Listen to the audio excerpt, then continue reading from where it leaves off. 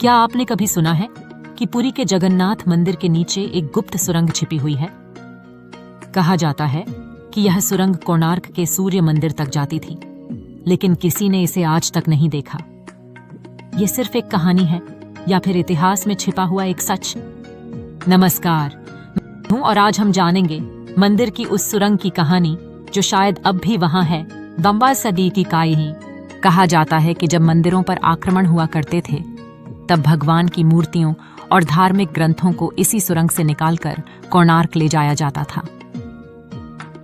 कुछ कहानियां बताती हैं कि साधु संत भी इसी गुप्त रास्ते से यात्रा करते थे, बिना किसी को पता चले। पर सवाल ये है, क्या ये रास्ता सच में था? ब्रिटिश काल के कुछ दस्तावेजों में मंदिर के नीचे एक सील बंद क्षेत्र का जिक्र मिलता है। मंदिर के कुछ हिस्से आज भी आम जनता के लिए बंद हैं। वहां सिर्फ सेवायत और पुजारी ही जा सकते हैं। क्या वो सुरंग आज भी वहां है, बस छिपी हुई? अब तक किसी पुरातत्व विभाग ने इस क्षेत्र की खुदाई नहीं की है, क्योंकि आस्था के चलते मंदिर के नीचे खुदाई करना मना है।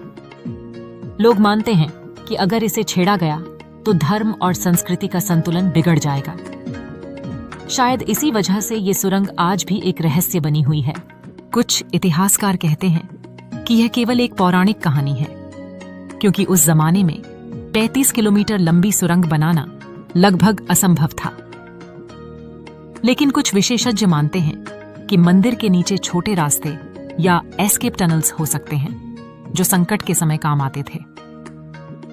कई रिपोर्ट्स में वॉइड जोन यानी खाली जगह का जिक्र भी हुआ है, पर कोई पुख्ता सबूत आज तक सामने नहीं आया। चाहे सुरंग हो या ना हो, ये कहानी हमें याद दिलाती है कि जब आस्था मजबूत होती है तो हर संकट का रास्ता मिल जाता है। शायद यही भगवान जगन्नाथ का संदेश है कि जब जरूरत हो, रास्ते अपने आप बनते हैं। तो क्या मंदिर की सुरंग एक कल्पना है या छुपा हुआ सच? शायद इसका उत्तर विज्ञान नहीं, आस्था में छिपा है।